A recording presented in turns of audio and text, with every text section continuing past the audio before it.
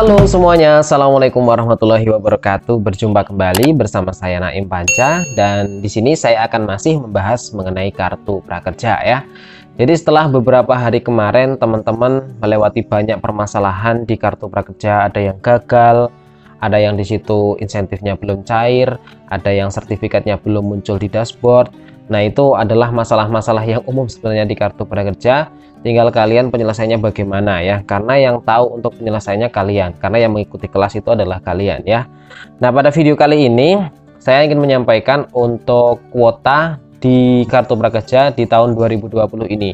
Jadi sisanya berapa? Jadi ada informasi mengenai kartu prakerja ini bahwa di tahun 2020 ini gelombang yang akan dituju itu hanya sampai di gelombang 10 ya. Jadi saat ini ada di gelombang 8 ya, baru pengumuman kemarin. Jadi yang tersisa itu hanya tinggal di gelombang 9 dan 10.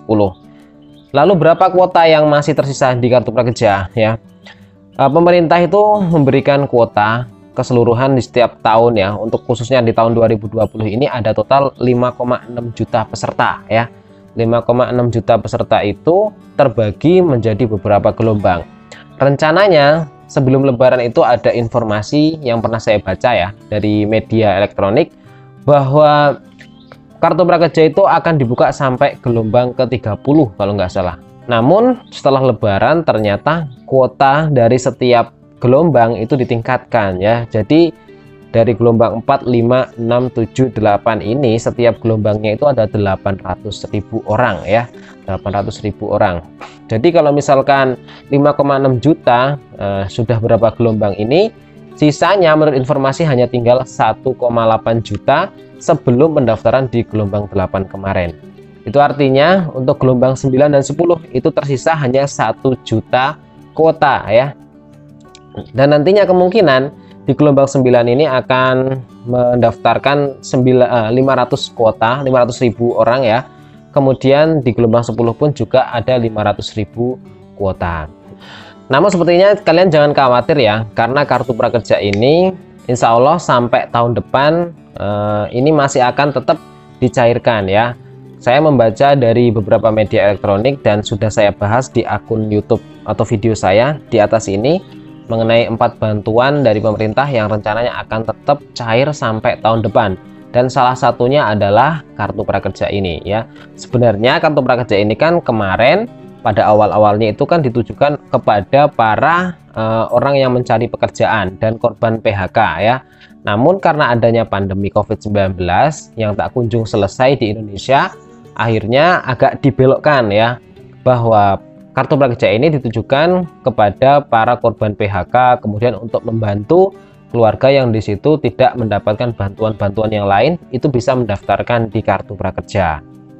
Hingga sampai di gelombang 8 kemarin, untuk pendaftar dari kartu prakerja ini terhitung sudah ada 23 juta orang Indonesia yang mendaftarkan di kartu prakerja. Tapi dari jumlah itu hanya sekitaran 50% sampai 60% yang dinyatakan lolos untuk verifikasi KTP ya. Alasannya banyak, mungkin KTP-nya itu belum diperbarui atau nomor NIK-nya nggak sesuai, jadi dia nggak lolos, hanya bisa membuat akun tapi nggak bisa lolos untuk pendaftaran di verifikasi KTP. Dan sampai di gelombang ke-7 kemarin itu peserta yang dinyatakan lulus kartu prakerja ya, itu ada sekitaran 3.880.000 orang lebih ya. Ditambah kalau misalkan di gelombang 8 ini menerima 800.000, tinggal dikalikan atau ditambahkan saja ya, 3.800.000 ditambah 800.000 orang. Jadi sekitaran ada 4,6 juta orang yang sudah diterima sampai di gelombang 8 itu ya. Jadi kalau misalkan nanti di gelombang 9 sampai 10 itu ada 1 juta orang yang diterima, berarti pas ya, sesuai dengan kuota dari pemerintah, yaitu 5,6 juta lebih orang, dan dananya itu ada sekitaran 19 sampai 20 triliun ya yang digunakan untuk bantuan kartu prakerja ini. Namun sayangnya dari jumlah pendaftaran itu 3.800.000 orang itu, yang baru mendapatkan insentif itu hanya sekitaran 1,2 juta orang ya. Itu artinya masih banyak sekali teman-teman yang belum mendapatkan insentif kartu prakerja. Masalahnya mungkin beragam ya, ada yang bingung ketika mengikuti kartu prakerja atau pelatihan kartu prakerja, sehingganya mungkin di situ kelasnya nggak selesai, atau mungkin belum di situ kalau misalkan data pribadinya itu beda-beda, maksudnya akun e-walletnya dengan akun prakerja beda, itu mungkin jadi penyebab juga kalau misalkan kartu prakerjanya nggak cair ya. Jadi ternyata masih banyak dari teman-teman ini yang belum bisa mendapatkan insentif kartu prakerja. Dari 3 juta atau dari 3.800.000 orang itu hanya sekitaran 1,2 juta orang.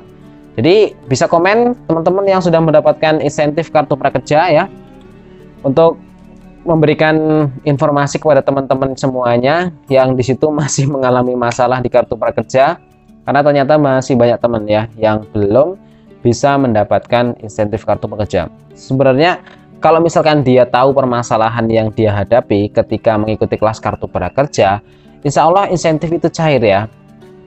Kebetulan saya membuat grup ya, kalian bisa masuk ke grup saya supaya kalian kalau ada masalah bisa sharing ke teman-teman kalian, atau yang sudah berhasil mendapatkan insentif kartu prakerja, kalian juga bisa masuk untuk memberikan informasi ke teman-teman semuanya yang di situ tidak bisa mencairkan insentif kartu prakerja atau belum mendapatkan insentif kartu prakerja karena banyak masalah yang dihadapi.